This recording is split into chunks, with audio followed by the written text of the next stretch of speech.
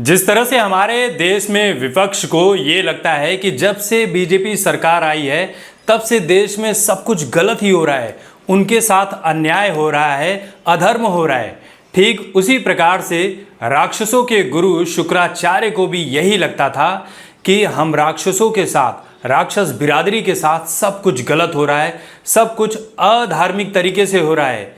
मतलब जब अमृत निकला तो अमृत जो है भगवान विष्णु ने सिर्फ देवताओं को ही बांटा, राक्षसों को नहीं बांटा। और न बांटने की वजह भी पता है कि अगर उन्हें मिल जाता तो फिर क्या होता। फिर इंद्रलोक जो है वो इंद्र को मिला, हम राक्षसों को क्यों नहीं मिला। तो यहाँ पर आप समझ जाइए, यही हमारे विपक्ष का भी हाल है। खैर, एक टीजर आया या आप ट्रेलर बोल सकते हैं महाकाली शुक्राचार्य के एंगल से। और जब किसी भी फिल्म के टीजर या ट्रेलर की शुरुआत होती है तो जब उसका पोस्टर या कुछ भी लॉन्च किया जाता है तो सबसे पहले हीरो को दिखाया जाता है, लेकिन यहाँ पर सबसे पहले विलेन को दिखाया गया है। और विलेन बने हैं शुक्राचार्य के रूप में अक्षय खन्ना। अक्षय खन्ना छावा फिल्म में देख लीजिए औरंगजेब बने, धुरंधर फिल्म में रहमान डकैत बने, और अब शुक्राचार्य बन रहे हैं।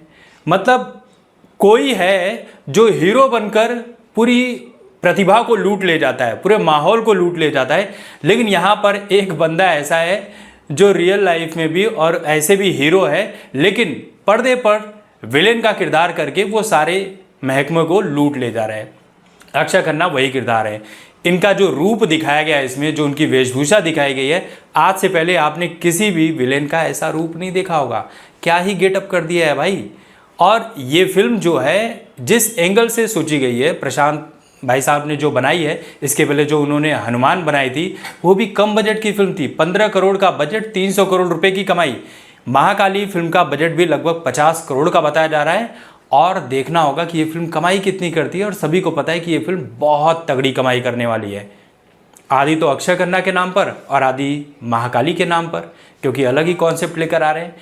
तो ये फिल्म है किसके बारे में, टीजर या ट्रेलर जो भी है उसमें आप देख सकते हैं कि शुक्राचार्य के एंगल से दिखाया जा रहा है कि भाई उनके साथ सब राक्षसी बिरादरी के साथ सब अधार्मिक काम हुए हैं, देवताओं ने किए हैं, उनके साथ कुछ भी सही नहीं हुआ है। तो वो रक्त बीज नाम का एक राक्षस सामने लेकर आते हैं देवताओं के।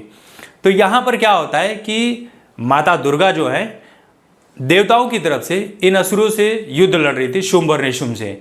लेकिन इसी बीच रक्त बीज की एंट्री होती है। और जब जब माँ दुर्गा रक्त बीज को मारती हैं, उसका गला काटती हैं, उसके ऊपर तलवारों से हमला करती हैं, और जैसे ही रक्त बीज का रक्त जमीन पर गिरता है वैसे ही एक और रक्त बीज तैयार हो जाता है, एक और असुर तैयार हो जाता है।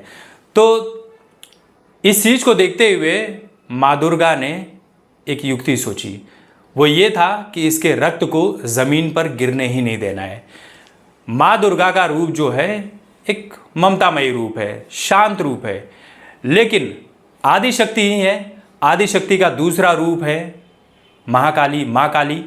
और माँ दुर्गा अपने काली अवतार में जब आती है तो जैसे ही रक्तबीज का वध किया जाता है, उसके रक्त को जमीन पर गिरने से रोकने के लिए माँ काली अपनी जीभ से उस रक्त का लहू तक पी जाती हैं।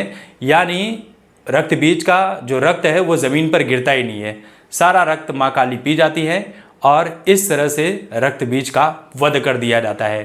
तो ये पूरी कहानी है। अब किस तरह से दिखाई जाएगी वो देखना बड़ा इंटरेस्टिंग होगा। इसमें अक्षय खन्ना शुक्राचार्य के रूप में बहुत अच्छे लग रहे हैं। अभी गेटअप हमने देखा, जितने डायलॉग्स इन्हें लाजवाब है। टीज़र जब एंड होने आता है तो उस वक्त माँ काली का जो रूप दिखाया जाता है और जिस तरह से वीएफएक्स की सहायता से एक एक करके माँ काली के सभी हाथ निकलते हैं, उन हाथों में हथियार होते हैं, वाह वाह वाह वाह, क्या सीन है भाई। उस सीन को देखते ही बनता है। और ये फिल्म अगले साल रिलीज़ होने वाली है जनवरी महीने में 2027 8 तारीख को। और हम सभी को इंतज़ार होगा कि ये फिल्म देखने का मज़ा ही अलग होगा। आपको ये कैसा लगा कमेंट कीजिए।